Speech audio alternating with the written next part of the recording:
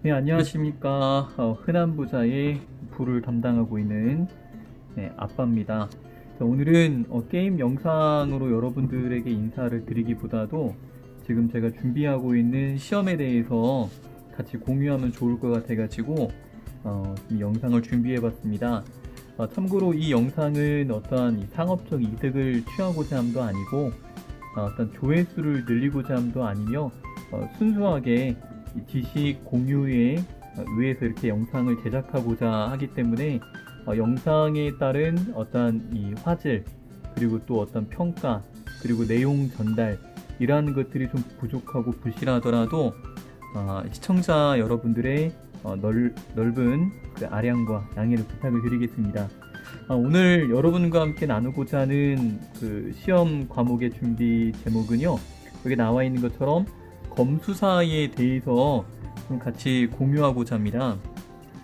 제가 이제 그 개인적으로는 저는 참고로 전북대학교 01학번 전자정보 컴퓨터공학 전공을 했고, 그리고 이제 인문학과 심리학을 또한 강의를 지금까지 하다가 이번에 코로나 상황으로 인해 가지고 좀 안타깝게 제가 운영하고 있는 이제 센터를 정리할 수밖에 없는 그런 단계에 이르러 가지고 이제 어떻게 할까 하다가 아내가 운영하고 있는 커피숍이 마침 그 항만 쪽에 있어서 그쪽에 관계된 여러 사람들의 이야기를 들어보니까 검수사, 검량사, 그리고 감정사에 대해서 TO가 많이 부족하다라는 이야기를 듣고 지난 코로나 터졌을 때 한 2월 말 그때부터 이제 마음의 준비를 하고 본격적으로는 3월부터 이렇게 공부를 시작해서 지금이 6월 11일이니까 약 한 3개월 정도 된 것 같습니다.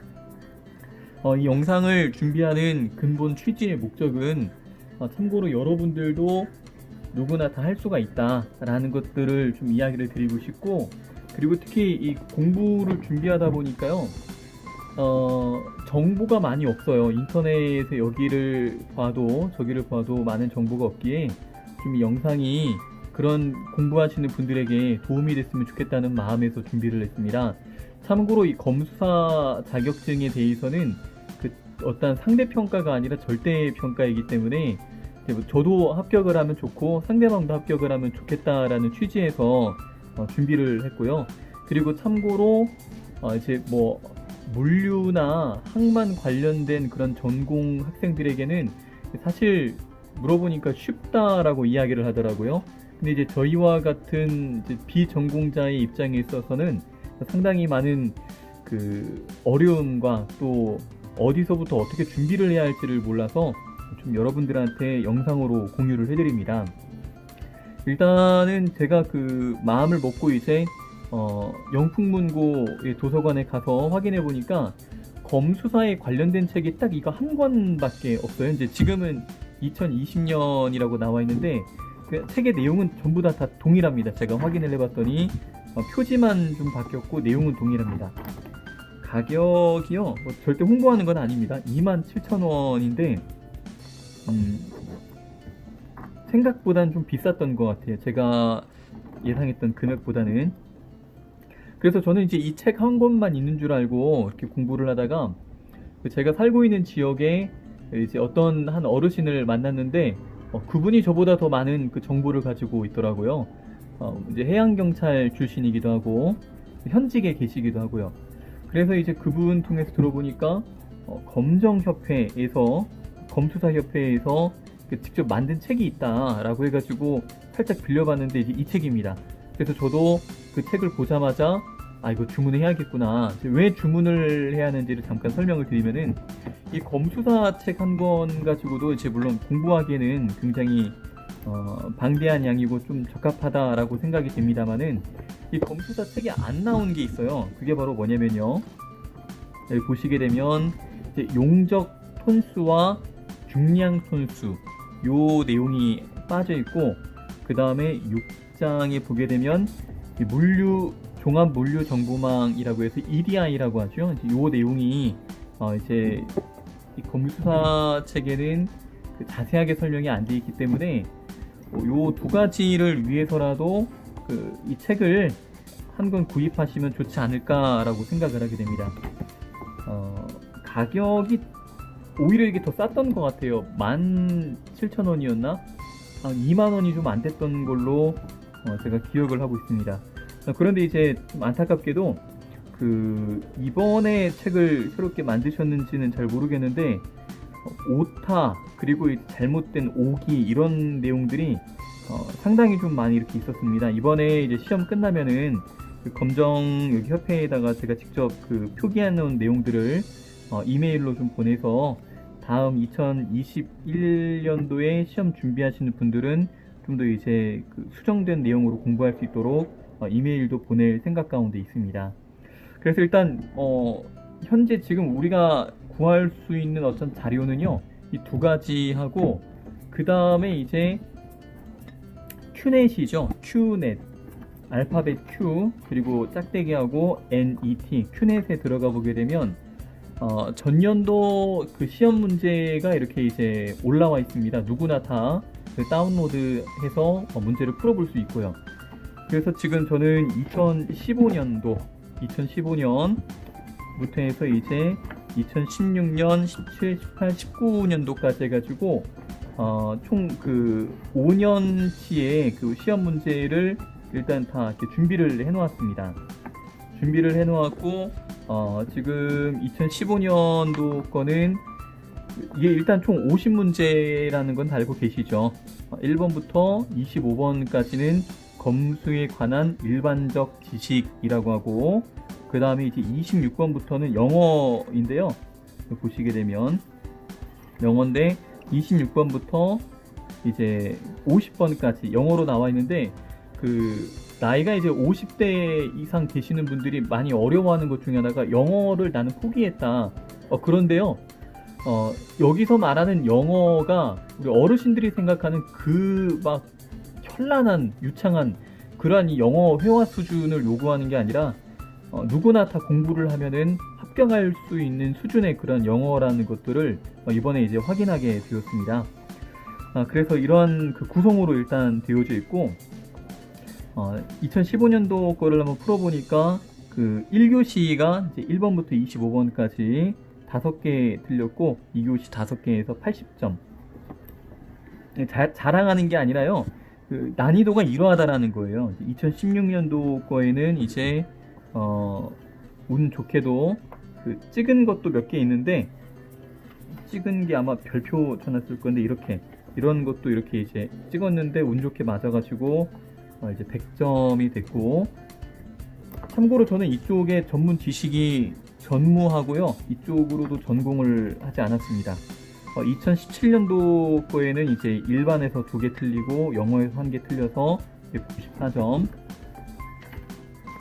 네, 그리고 여기는 이제 92점, 2018년도 거죠. 그리고 2019년도 작년 거는 이제 84점으로 일반 3개 틀리고 영어 5개 틀렸습니다. 어떠한 거를 여러분에게 말하고자 하는 거냐면 자랑하려고 하는 게 아니라 할 수 있다라는 거예요. 누구나 다 합격할 수가 있고 공부하면 된다라는 것을 이야기를 좀 드리고 싶습니다. 잡음이 많이 들리죠. 어쩔 수가 없습니다. 지금 퇴근하자마자 집에서 영상 촬영하는데 옆에는 막 개구리가 울고 있고 또 도로가 바로 옆에 있어서 잡음이 들리더라도 상업적 목적으로 만든 영상이 아니니까요. 좀 너그럽게 양해를 부탁을 드리겠습니다. 자, 그래서 여러분에게 이 시간에 좀 같이 공유하고자 하는 것은 이 5개년도 거 시험 문제를 일단 분석을 한번 해봤습니다. 분석을 해봤는데 어떤 문제가 나올 것 같으냐라는 부분에 있어서 제가 이제 분석한 부분을 가지고 보게 되면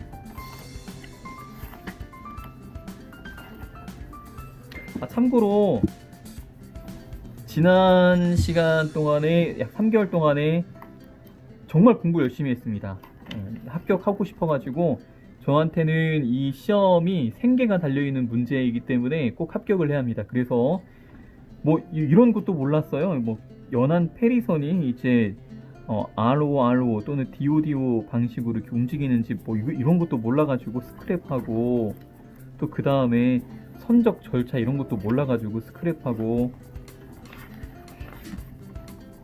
인코텀즈라고 해서 이게 2010년도 거가 이제 문제가 한번 기출문제에 나와 있는데, 기출문제가 아니라 전년도에 실제로 출제가 됐죠. 근데 이게 10년마다 바뀝니다. 그래서 2020년도 걸로 다시 또 이렇게 숙지를 해놓았고요. 뭐 그 외에도 지금 제가 이제 뭐 이런 거 COFC, TOFC 이런 게 도대체가 어떤 건지를 개념이 안 잡혀서 다 스크랩하고, 그 다음에 해상 및 육상 혼합 운송 방식에 대해서 IPI가 뭔지, 또 RIPI가 무엇인지, 이런 것들에 대해서 이제 인지하려고 정말 공부 열심히 했습니다. 합격하려고요. 그래가지고 제가 최근에 이제 영상을 찍어야겠다라고 마음을 먹으면서 분석을 한번 해보았더니 2015년부터 2019년까지 일단 대략 한 10가지 정도는 확실하게 나오지 않을까라고 생각을 하는 것이 항만운송사업법 또는 시행령, 물론 이제 글씨체가 제가 악필이어가지고 좀 알아보기 힘드시면은 음성으로라도 이렇게 들으시면 되겠습니다.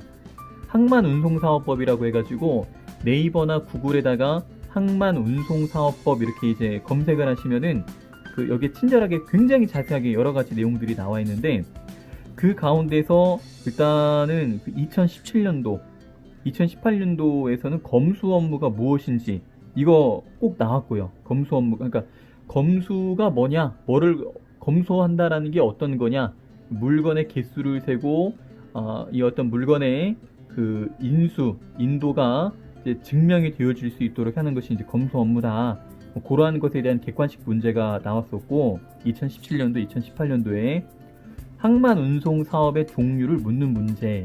그러니까 항만운송 사업이라는 것은 이제 뭐 다 아시는 것처럼 감정, 또 검수, 검량, 또 항만 하역 사업, 이렇게 해서 항만 하역 사업이 또 나눠지는 것도 아시죠? 그러한 것들을 묻는 문제가 나왔습니다. 그리고 이제 검수사 자격 취득의 결격사유라고 해서 2016년도에 나왔었고, 검수사 수첩 발급 시에 기재가 되어져야 하는 사항이 2019년도에 나왔고요. 작년에 나온 거죠. 그리고 검수사업의 등록 기준.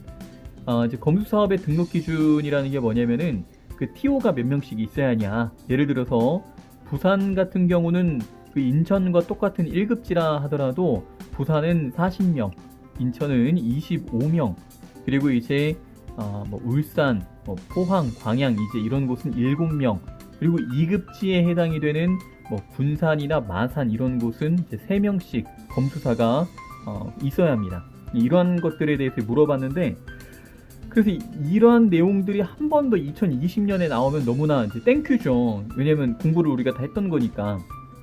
그런데 이러한 것들이 다시 한 번 더 나올 거다라는 확률이 굉장히 적기 때문에 예측을 한번 감히 해보건데, 벌칙금 뭐 이런 것들이 나오지 않을까.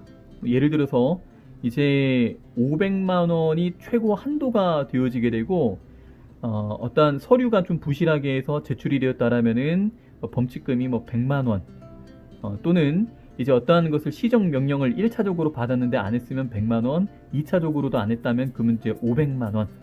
또 그 다음에 이제 어떤 그 금고형에 해당되는 그런 죄를 짓게 되면 바로 1차부터 500만 원.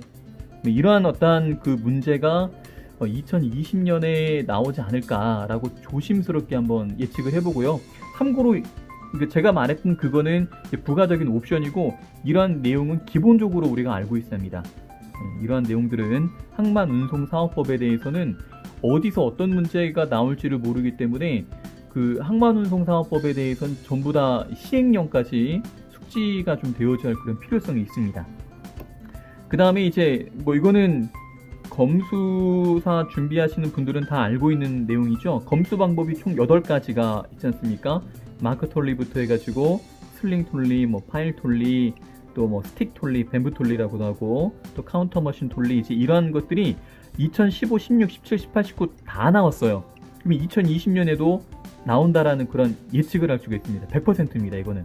그래서 검수 방법 8가지가 있는데, 나는 8가지 중에 한두 가지만 외워야겠다. 아닙니다. 8가지 다 외우셔야 이 문제가 나오더라도 이제 합격할 수가 있습니다. 이 문제가요, 1번부터 25번, 그러니까 한글 쪽에서 꼭 한 문제가 나오고, 그 다음에 영어 쪽에서 한 문제가 나와요. 그러니까 이거를 이제 여러분들이 숙지를 해놓으시면은 일단은 두 문제를 맞고 들어가는 거죠.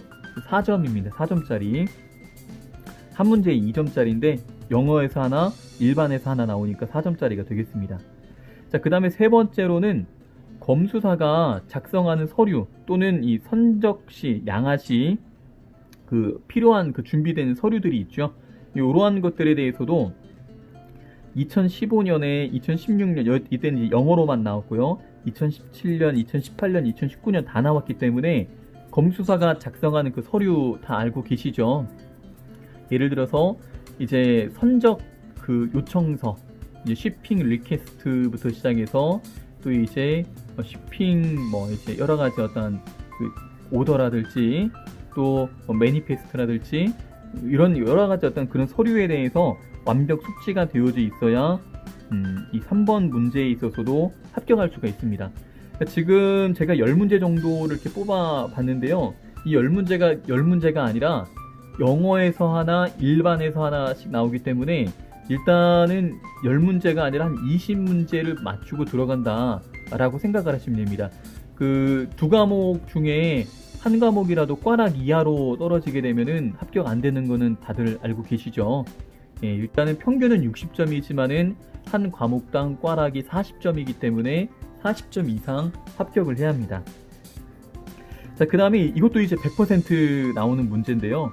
예, 카고의 종류, 화물의 종류가 이제 뭐냐, 스위치 카고냐, 히치멘트 카고냐, 아니면 어떤 카고냐, 그 카고의 종류를 이제 물어보는 건데, 여러분들이 그래도 좀 인지하면 좋을 것 같아서 스위치 카고와 히치멘트 카고가 사실 비슷하긴 합니다만은, 이거는 분할 선적을 하는 거고, 스위치 카고 같은 경우는 이제 중개 화물이라고 해서 그 제3국으로 잠깐 이렇게 이제 엉덩이만 딱 찍고 넘어가는 그런 화물을 스위치 카고라고 이렇게 이제 말할 수가 있습니다. 그러니까 이러한 그 화물의 종류를 전부 다 인지를 하고 있어야 어떤 문제가 나오더라도 맞출 수가 있습니다. 자, 그 다음에 이것도 이제 100% 나왔던 문제인데요.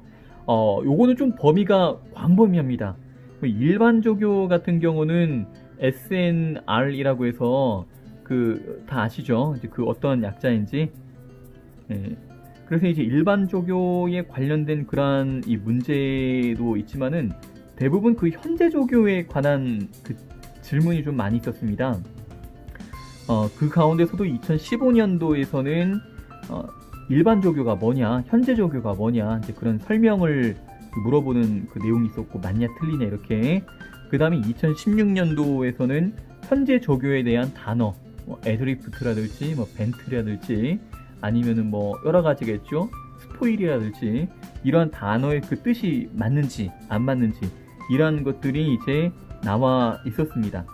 그리고 2017년도에서는 현재 조교에 따른 BL이 있었었고요. 그 다음에 컨테이너 화물 현재 조교에 대해서도 묻는 질문이 있었고, 역시 영어 단어입니다. 이게 뭐냐면요, 이거예요.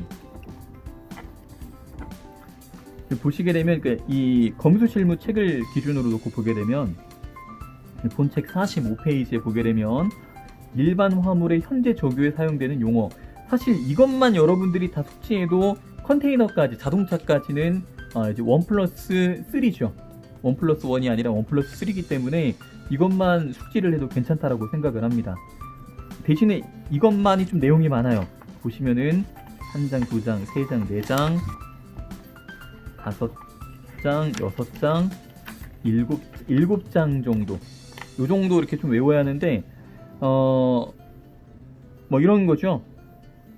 배어의 그 뜻이 무엇이냐, 포장하지 않은 것 또는 포장하지 않은 것에 대한 현재 조교를 다음 사항 중에 고르시오. 이렇게 이제 문제가 나올 수가 있습니다. 그래서 이러한 것은 어쩔 수가 없습니다. 외우셔야 돼요. 외우셔서 이렇게 좀 여러분들이 이 문제를 맞춰가는데, 이것도 100% 나오기 때문에요. 예. 이거가 그 각 연도마다요, 최소가 한 문제고 두 문제, 뭐 세 문제, 한 문제, 두 문제, 세 문제 이렇게 나오기 때문에 현재 조교에 대한 그 단어를 숙지하는 것은 나는 이거 너무 많으니까 빼놓고 가겠다, 절대 안 됩니다. 이거 꼭 반드시 숙지를 하셔야겠고요. 그 다음에 이제 검수 사고에 대해서 물어보는 이제 그 질문도 있었습니다. 확인을 해보니까요. 화물 사고에 대해서는 50%, 2015년부터 2019년까지 확인을 해보니까 검수 사고에 대해서는 50% 이렇게 두 가지가 나와 있는데 이거는 쉬워요. 그 어디 나와 있냐면은 이거는 이제 상식선에서 우리가 그 문제를 풀어가면 되는 건데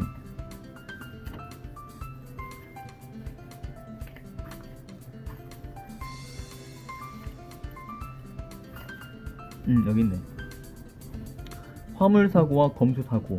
화물사고가 뭐냐, 또 검수사고가 뭐냐. 그러니까 이 문제가 어떻게 나오냐면은 여러가지 그 다양한 보기들을 놓고서 다음 중에 화물사고에 해당이 되는 것은, 또는 화물사고에 해당되지 않는 것은, 또는 검수사고에 해당이 되는 것은, 그러하기 때문에 이러한 내용들이 있죠. 이런 내용들에 대해서 기본적으로 한 번쯤은 이렇게 숙지하고 넘어갈 필요성이 있습니다. 이렇게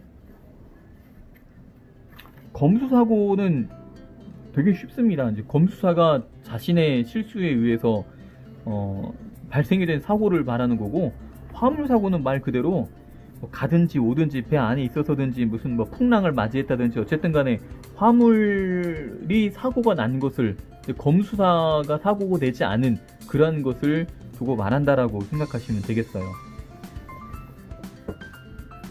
자, 이제 시간이 막 영상이 길어지면은 보는 것이 힘들어질까봐 많이 좀 제가 빨라지는데 양해를 부탁을 드리겠습니다. 자, 그 다음에 그 7번 문제. 이것도 100%예요. 이제 화인이죠, 화인. 화표. 요거 물어보는 건데, 2015년, 2016년도에는 그 화인이 뭐냐, 이거에 대한 그 뜻에 대해서 이제 물어보는 질문이 있었고, 2017년도에서는 주기호가 뭔지, 그러니까 반드시 기재를 해야 하는 그러한 이 화표가 무엇인지, 네 가지가 있죠. 네 가지가 뭐 포트 마크라든지 오리진 마크라든지 또는 이제 케이스 넘버라든지 이러한 어떤 부분들을 꼭 인지를 해야겠고요. 그 다음에 2017년도에서는 그 이 화표 중에 그 유리잔 깨져 있는 그 그림 있죠. 그거가 이렇게 이제 실려 있는 그림 문제가 있고, 요거에 따른 주의사항은 뭐냐, 이거를 물어보는 질문이 있었습니다. 그리고 2018년도에는 화인의 의미에 대해서 물어봤고, 2019년도에는 단어의 뜻에 대해서 물어봤는데, 사실 2015년부터 2019년까지 나올 건 다 나왔어요. 그러니까 이 화인에 대한 그 문제를 쥐어짤 거는 2019년까지 다 나왔거든요. 그러니까 이게 매 해년마다 나왔다라는 건 그만큼 중요하다라는 건데, 2020년도에도 이게 나온다라면은 요 가운데 중복돼서 한번 또 나오지 않을까라는 이제 그러한 추측을 한번 해보게 됩니다. 그 다음에 이제 8번 위험 화물에 관하여 해서 이제 그 IMDG라고 해가지고 IMO에서 이제 지정하고 있는 거죠. 그래서 2015년, 2016년도에는 그 경미에 대해서 이제 나왔고, 2017년도에는 등급 물어보는 거 몇 등급이냐, 클래스 1이냐 아니면 뭐 클래스 9이냐, 2018년, 2019년 다 물어봤는데, 이거를 예, 제 책이 죄송합니다. 영상 편집이 어렵기 때문에 통으로 갈게요. 편집이 안 됩니다. 왜 편집이 안 되냐면은 제가 이거 공부만 하는 게 아니라 지금 또 이제 강의 들어오면은 또 출강도 나가고 해야 하기 때문에 영상 편집할 시간이 없어요. 2019년도까지 해서 이게 나왔다라는 것은 2020년도에도 나온다라는 건데요. 이게 총 8가지가 있는 건 다 알고 계시죠? 여러분들이 9가지입니다. 9가지가 있다라는 거는 꼭 숙지를 하셔야 합니다. 첫 번째가 한번 짚고 넘어가 볼까요? 첫 번째가 뭐죠? 2로 시작되는 것이 익스플로시브라고 해가지고 이제 폭발물을 두고 말하는 거고, 그 다음에가 뭡니까? 그렇죠. 컴버스티블, 컴프레스 가스라고 해서 고압 가스를 두고 말하는 것이고, EC, IC, I는 인프라마블, 어떤 게 들어갈까요? 인프라마블 솔리드에서 인화성 액체를 두고 말하는 거고, 그 다음에 네 번째 클래스 4는 어떠한 것이냐면은 컴부스티블, 예, 솔리드. 아, 죄송합니다. 그 앞전에가 이제 리퀴드고, 예, 지금 말하는 게 솔리드죠. 컴부스티블 솔리드. 가연성 고체. 방금 말했던 그 3번 클래스 3가 인프라마블 리퀴드, 인화성 액체가 되겠고, 방금 이제 제가 또 네 번째로 말했던 것이 가연성 고체가 되겠습니다. 그리고 다섯 번째 ICEC OP. 이제 저는 이렇게 앞 글자만 따서 일단 먼저 외웠거든요. 옥시디징 서스틴스라고 해서 산화성 물질이 되겠고, 그 다음에 여섯 번째로는 이제 포이즈너 서브스틴스라고 해서 독극물 종류가 되겠습니다. 해골바같이 그려져 있는 것은 이제 6번이라고 생각하시면 되겠고, 그 다음에 이제 7번, 8번, 9번 이렇게 남아있는데, 7번, 8번, 9번 어떠한 게 있을까요? 7번 같은 경우는 이제 라디오 액티브라 해서 방사선 물질이 있고요. 그 다음에 이제 이 8번이 저도 갑자기 지금 퇴근하자마자 이렇게 막 말하려니까 어떤 게 있죠? 코로시브. 맞아, 코로시브. 부패성, 부식성, 이러한 물질이 코로시브 서브스틴스가 있겠고, 그 다음에 이제 마지막 아홉 번째가 어떠한 게 있냐면은 RPH, 아자도스 서브스틴스라고 해가지고 유독성 물질이 되겠죠. 유독성 물질. 근데 여기에서 한 가지 또 우리가 주목해서 봐야 할 것이 2018년도에 그 새롭게 하나가 제정이 된 게 있어요. 그게 바로 뭐냐면 배터리입니다.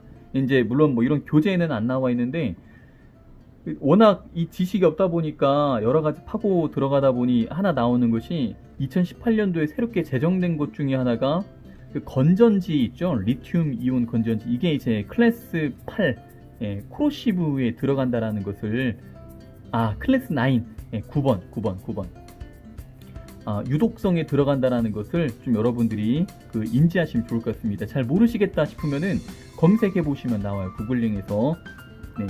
그 다음에 이제 9번에 보게 되면 이게 상당히 많이 이제 애매한 그 질문입니다. 단위 물어보는 질문인데요. 2015년에는 1해리 물어보는 질문이었고, 2016년도에도 1해리가 이제 그 다른 단위로 변환하면 어떻게 되냐, 이거 물어보는 질문이었고, 2017년도에는 원목의 중량, 그 다음에 2017년도에는 또 길이를 물어봤죠. 일파선 뭐 이런 것들에 대해서. 그 다음에 2018년도에서는 이제 메트릭 톤이냐, 쇼톤이냐, 롱톤이냐, 뭐 저기 영국식이냐, 아니면 이렇게 미국식이냐, 이렇게 이제 물어보는 그러한 질문이 있었고요. 2019년도에는 이제 드럼 용적 계산하는 문제였는데, 그 중량 계산하는 것과 용적 계산하는 이제 이런 부분에 있어서도 검수 실무에 아까 제가 말했던 이 책을 사야 한다는 그 이유 중에 하나가 이제 요거 때문에 그래요. 요거가 이 책에는 안 나와 있습니다. 그래서 이 뭐 용적 산출하는 거라든지, 또 여기 보게 되면 계산법이 있습니다. 용적 톤 산출 방법, 이렇게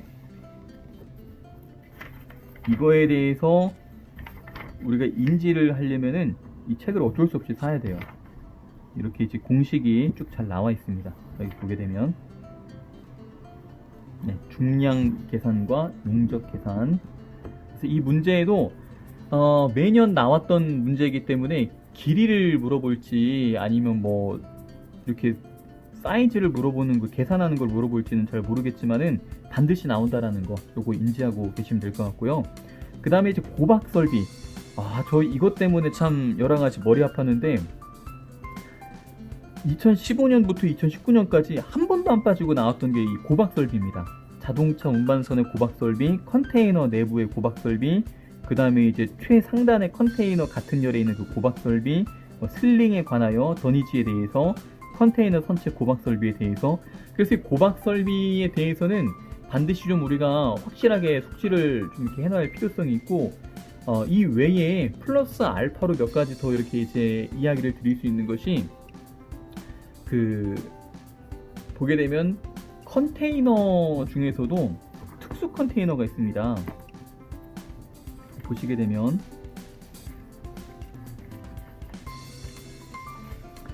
특수 컨테이너 종류에 있어서 약어가 있죠. 왠지 느낌이 그래요. 약어가 나온 다음에 이 약어에 맞게끔 명칭이 제대로 기록된 것을 고르시오.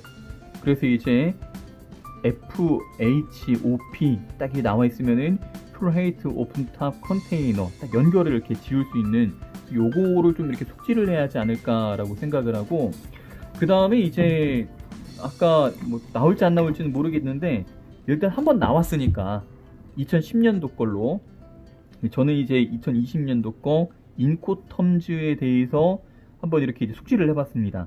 그래서 EXW, E 규칙 하나, F 규칙 3개, C 규칙 4개, D 규칙 3개 해가지고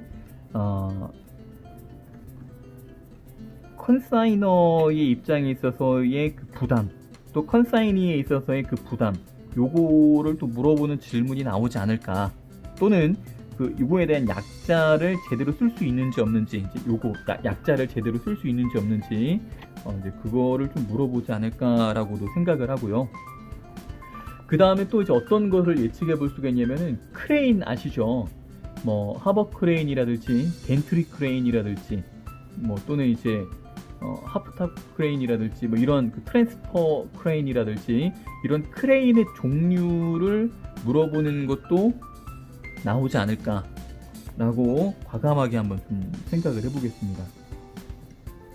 그래서 이제 오늘은 이 영상을 여러분과 함께 이제 준비한 이유 중에 하나가 왜 그러냐면은, 제 몇몇 이제 카페가 있어요. 네이버 카페도 있고 다음 카페도 있고, 카페에 들어가서 여러 사람들의 이야기를 들어보니까 일단은 접수를 해놓았다. 접수를 했는데 너무 늦게 공부를 시작하려니까 막연하다. 어디서부터 어떻게 공부를 해야 할지를 모르겠다. 이렇게 해서 접수를 했지만 포기하려고 하시는 분들이 몇몇 분들 계시는 것 같은데, 지금과 같은 코로나 상황에서 이제 짧은 제 어떤 사견으로 이렇게 이 흐름을 좀 보게 되면은, 다른 쪽 업무나 이런 부분들은 좀 많이 줄어든다 할지라도 항만 쪽에 있어서 검수, 검량, 감정 이런 쪽은요 앞으로 무궁무진하지 않을까라는 그 측면에 있어서 이번에 준비하기로 마음 먹었다라면은 이번 기회에 꼭 같이 저와 합격을 했으면 좋겠다는 마음에서 영상을 좀 짧게나마 준비를 했습니다. 이제 1차적으로 6월 27일 날 필기 시험을 이제 봐야 하고, 그 다음에 이제 2차가 면접인데, 이 면접이 상당히 좀 까다롭긴 하죠. 하지만 면접은 일단 1차 합격하고 난 다음에 생각을 좀 하기로 하고요. 저도 1차가 합격이 되면은 면접에 나올 만한 그 문제를 영상으로 한번 이렇게 좀 재미있게 만들어 보겠습니다. 지금은 저도 막 정신없는 상태에서 영상을 급하게 찍어서 업로드 하려다 보니까 영상의 질도 그러하고 또 뭐 잡음도 들어가고 뭐 자막도 없고 아무것도 없는 상황에서 좀 여러분들이 영상을 통해서 조금이나마 힘이 됐으면 좋겠고요. 어차피 저는 이제 또 영상을 이렇게 이번 끝난다고 하더라도 다음에 제 취미 자체가 게임이기 때문에 게임 방송으로 계속 업로드를 하고 있습니다. 그래서 그 영상이 나중에 많은 사람들에게 좀 이렇게 이제 노출이 되기 위해서는 그 좋아요와 구독은 꼭 부탁을 드리겠습니다. 네, 오늘은 여기까지 하고요. 모두 다 1차 때 합격을 꼭 하시고, 그 다음에 이제 저도 1차에 합격을 하고 그 면접에 관련된 영상이 업로드가 되면은 저 사람 합격했는가 보구나 응원해 주시면 감사하겠습니다. 2020년 코로나 때문에 다들 어렵게 지내고 있는 이 상황에서 모두 다 끝까지 힘내시고요. 정말 마음만 먹으면 할 수 있다라는 것들을 여러분들은 보여줄 수 있는 그런 사람들이 되었으면 좋겠습니다.